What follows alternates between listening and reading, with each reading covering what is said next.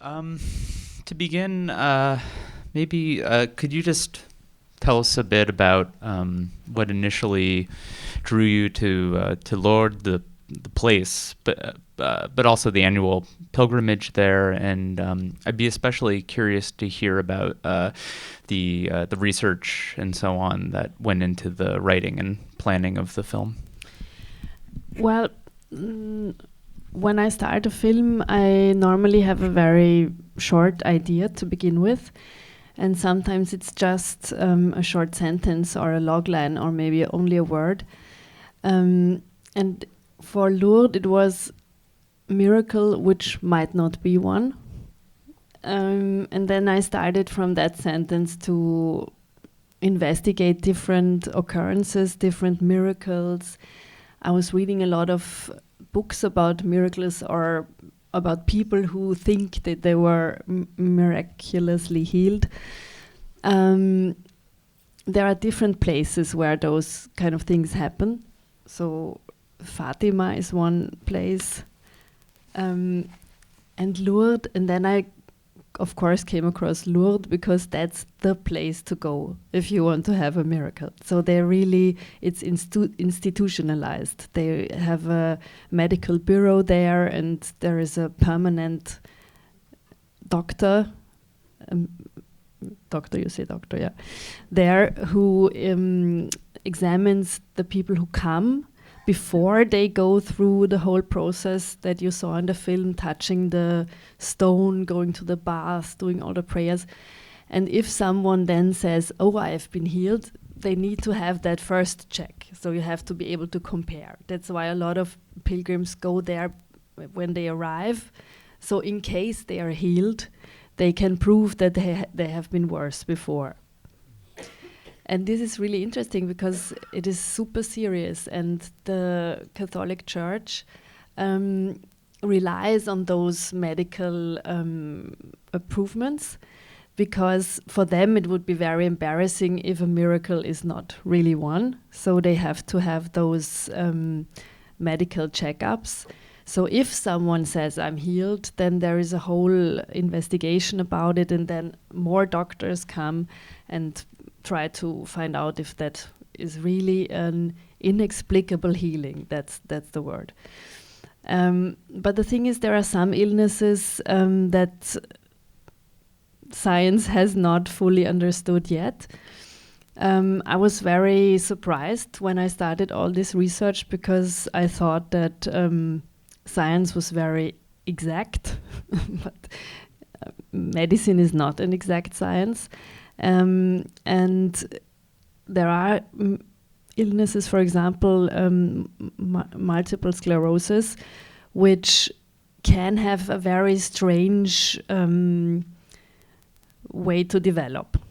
So it can go back and forth, and sometimes, so quite a few of those who have been healed, now I speak in reality, so there is, I think there, like back then when we were shooting the film, there existed 65 miracles or something like that. I forgot the exact number.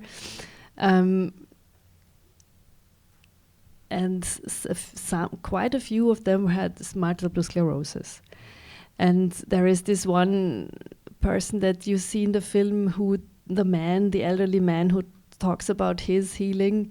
So that was the original text from Monsieur Billy, who was really healed, or at least he said he was healed, and he also had multiple sclerosis, but then he died from something else very soon.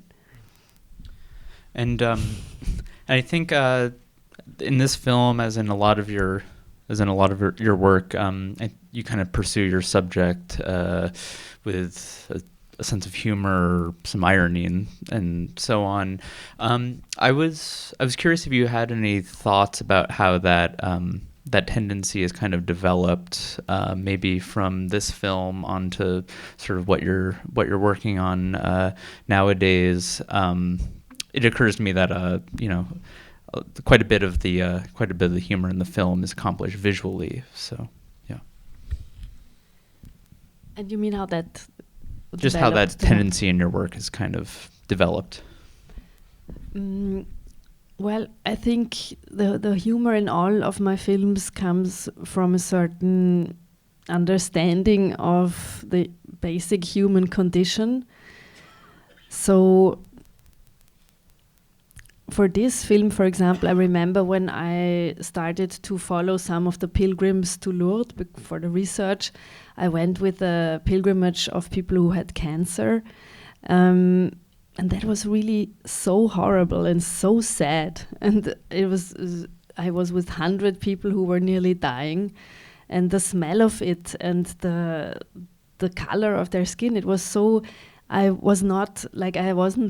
never been with people who are almost dead, not so many, and all this hope in their eyes. They go there really to maybe improve their situation, and I found it really terrible. I felt humiliated. I thought, wow, this is what you do when you think you die. You grab that last little help, even though it's not at all believable, or I thought it's really pretentious. And then I for a while dropped the project because I thought I wouldn't want to watch such a film because it's only sad and tragic. There is nothing in it for me because I was sure I would never do that if I would be very sick or something. But then I sort of continued my research, and I also met people who have multiple sclerosis, like a group of people. They meet regularly and talk about their problems. And when I went to that group, it was a self-aid group. Do you call it like that? No, something. That was interesting because it was like a meeting of classmates. It was like when I meet my old classmates, what we talk about. Oh, what has become of you? Yeah, this and that happened. And of course, the problems in their lives are sort of, they are under that spotlight of that they know that they might not have such a long time to live, which makes them take more serious decisions. For example, I found out that people who know that they are very sick, they easier divorce themselves because they don't want to waste the rest of their life on someone they don't really love. And some of them, they quit their job because of the same reason, and then I thought suddenly, wow, but a lot of us, we just continue with those half-hearted solutions in our lives because we have that crazy idea that we will live forever. That's crazy. Those people who know that they are going to die, they make very good decisions based on that.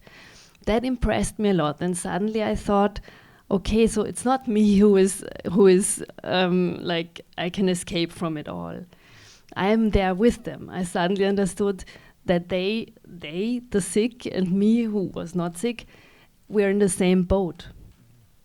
And then suddenly I understood, okay, I'm even more crazy than them because I think everything is fine, and I'm not the one who is afraid of death.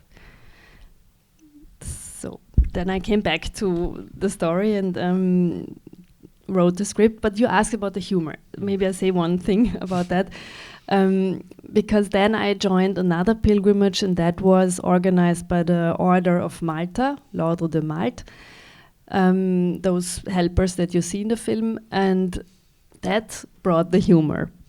Because suddenly there were those rich kids, those girls with the pearl earrings, and their names were all like from aristocracy, and their parents were bank managers or owners of woods, forests, and landscapes. So they it's a, like, at least in Germany, in Austria, it's a tradition for aristocrats. The young have to go, like most of them are Catholic, and for 1 week in the year they go to help those pilgrims in Lourdes. And the rest of the year they are bank managers and hyper-capitalists.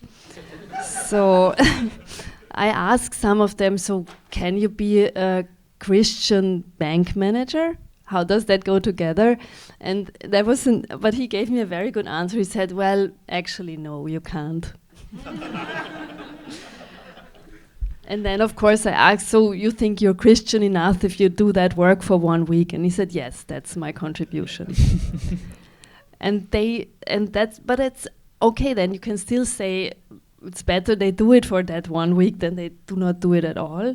And the pilgrims actually like those trips with the Order of Malta because they are educated people and friendly people because of that. So some pilgrims told me they prefer to go with those people from Order de Malte because they treat them nicely, but some of the nurses, for example, can be really mean, so they don't like the other pilgrimages as much as the one with the Order of Malta, which is also interesting.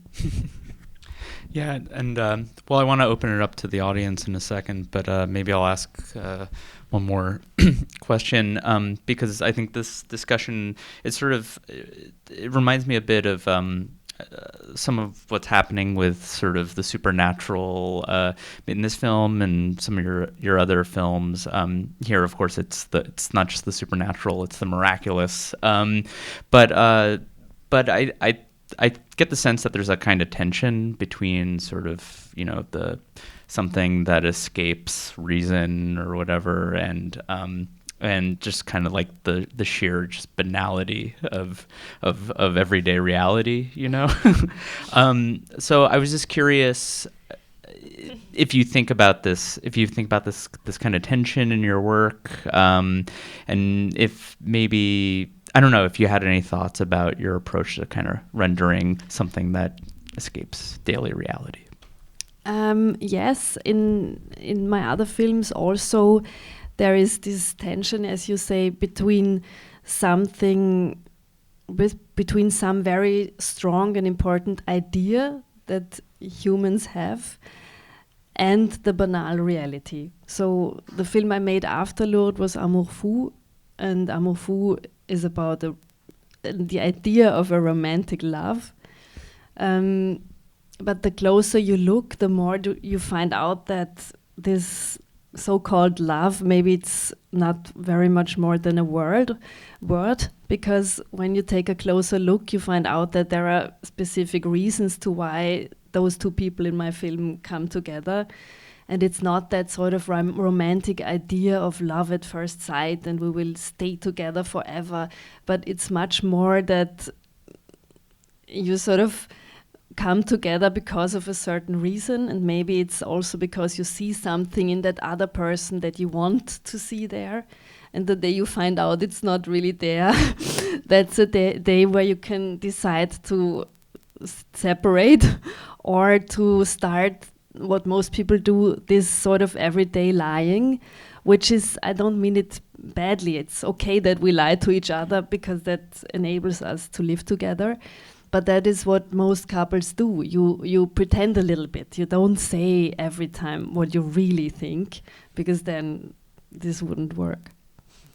So all my films sort of try to question the ideas that we have. It has got very much to do with, I think, that we all have that wish that our lives would make sense, or that we are there for a reason, and that the things that we do lead to that what we wanted it to lead to. So we try to make 1 and 1 be 2, but maybe 1 and 1 is also 3 or 5, and this is something we try to neglect.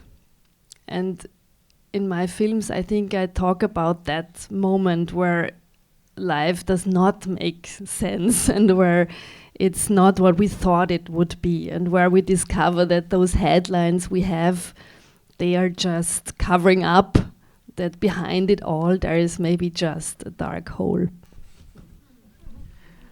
On that note, do we have any questions from the audience? Well, in the second to last row. Okay. So she said there's a sort of duplicity, lying, trickery. Yeah. In the Lourdes, these miracles, what miracles? you know. And not only that, the other thing that I found so dishonest, I'm sorry, I'm nearly to cry. Dishonest also these men that go there a week, a year, okay, because they are proving what kind of family they are. Because the Knights of Malta, you have to have, I think, 16, okay? It's tragic, because what do they contribute really to the world? Nothing. It's more for them than for the other. Okay, finished. Good. So she said that the Knights of Malta aren't really there for the right reasons. They're not. What are they really contributing to the world? And yeah.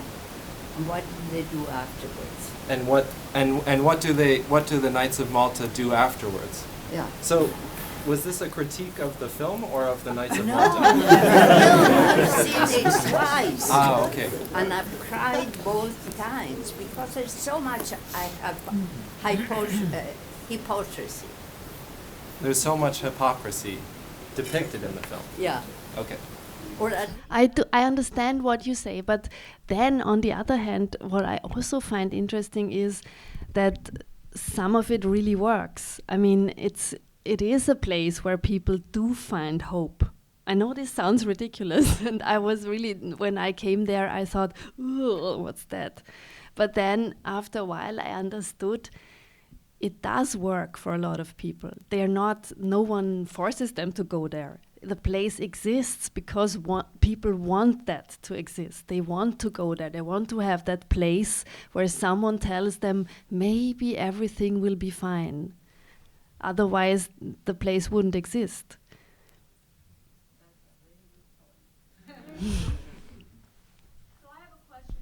I think we have microphones now. All right.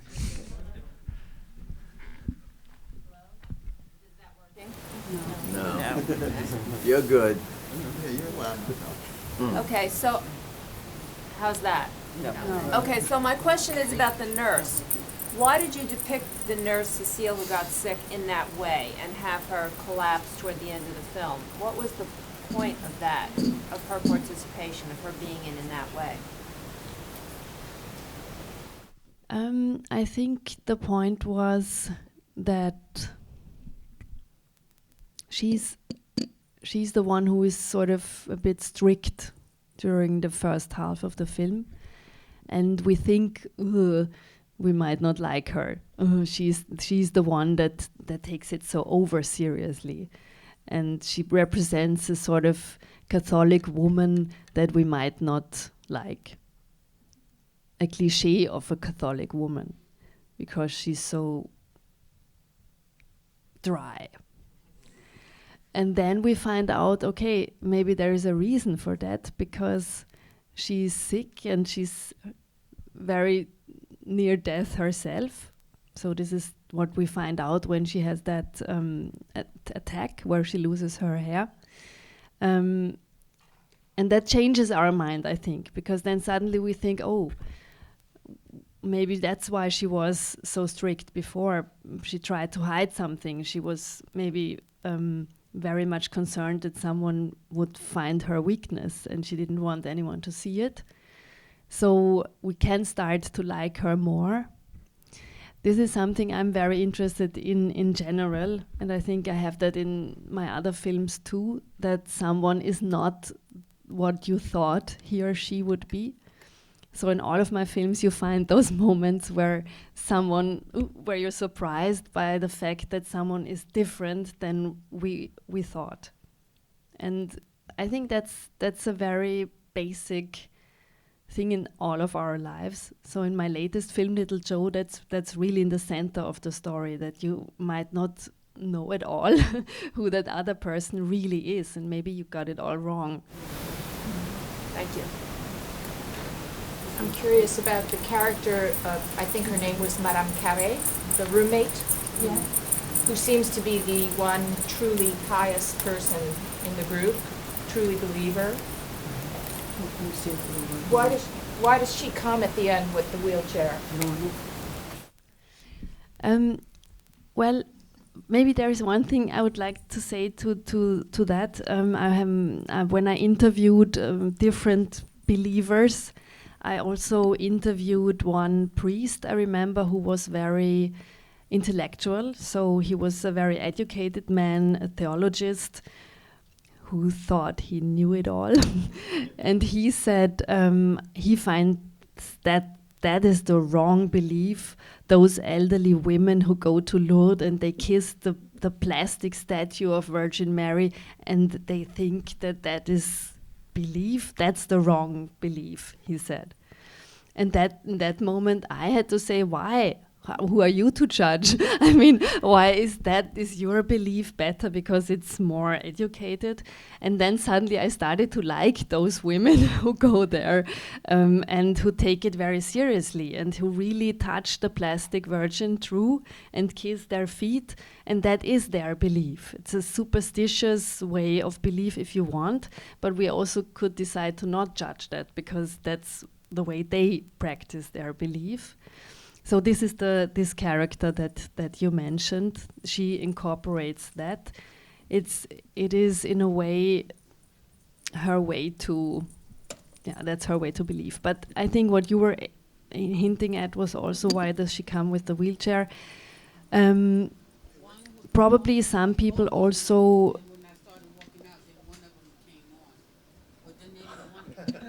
Do you hear? What?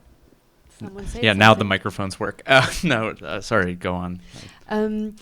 I think the reason why she comes with the wheelchair is also that I had the impression that some people help others because that is the sense of their lives. So they make themselves more important by helping others, which is okay. I mean, why not? And I think this is the case with this lady. She might not.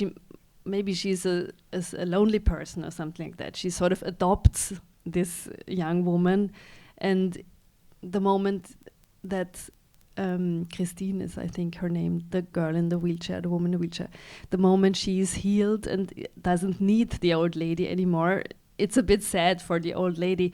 And I also wanted to show that the miracle. I mean, this is really actually a very basic aspect of the film. It is not good in itself. It might be good for that person who is healed, but for this old lady, it's actually a tragic incident because she loses the one girl, the one person that she could take care of. And this is also what I like to show sometimes, the ambivalence of something. All right, we'll take one last question in the back. Yes, I assume you had a lot of cooperation from the church and the order, and I'm wondering what type of feedback you got from them, because it's obviously, or at least I believe it's an anti-religious movie, basically, and I wonder what reaction, if anything, you got from them. Yeah, that was an interesting thing because they did have films being shot in Lourdes a long time ago. The last time was, I think, in the 1980s. Mocky, Jean-Pierre Mocky or so was the director. And he, if I remember well, that film really made fun of Lourdes. And since then, they didn't allow anyone to shoot there. And I knew that, especially not feature films, not fiction films. Documentaries, yes, but nothing fictional. So I knew that, and that's why I took a very long time to go there to meet those people who decide who is allowed to shoot there. So all the Catholic staff who are in charge of Lourdes, I slowly got to know them because I came again and again. I think I was with 4 or 5 pilgrimages, and then I came with my assistant and with the cinematographer. So slowly we sort of made them get to know us. And I was a student in the Catholic school myself, so I knew a lot about Catholicism. And I think that also formed a sort of trust between me and those officials of Lourdes. And at one point, of course, I had to ask him, okay, now comes the truth. I want to make a fiction film in Lourdes. But it was well prepared. So I tried to have them like me before I asked that. And so they said, well, we actually don't want that. Then I said, please have a look at my previous films. You will see that I'm a serious filmmaker. I'm not making a film just to make fun of Lourdes. That would not be reason enough for me to make a film. I want to say something more important. And then I asked them if they would want to read the script. And they did. So they knew that it was a film about exactly what you saw, a woman that is healed, and then maybe she has a backlash. We don't know. And I had a very interesting conversation with the Bishop of Lourdes. He said the most important thing is he doesn't want that we shoot in the baths, because he wants that the baths are being renovated next year. And it was also about promoting himself, because that makes him be elected again. And if we showed, because the baths were very shabby and old back then, and if we show those original baths, he wouldn't like that. And I said, okay, when that's the only condition, then I say yes. And so we made a deal. That was the only condition. So the baths you see here, the water ritual, is invented by us. This was shot in a studio. The real baths are horrible. It's a sort of bath tube with ice cold water, and you go in naked, and no matter what person goes through the bath before you with terrible skin diseases or whatever, you are the next. So I did it too. The woman, you see it in the scene, I don't know if you noticed, there is this red terrible thing on her shoulder. This is what happened to me. Before me, some woman with an awful skin disease went through that bath, and I was like, oh, that's a real sacrifice now. I do it for my film. So I went through that bath, and then I was running to my hotel and took a shower and washed myself. Unfortunately, we have to leave it there, but Jessica will be back at 8:30 to introduce Amour Fou, so hope to see you there, and thank you. Thank you for coming.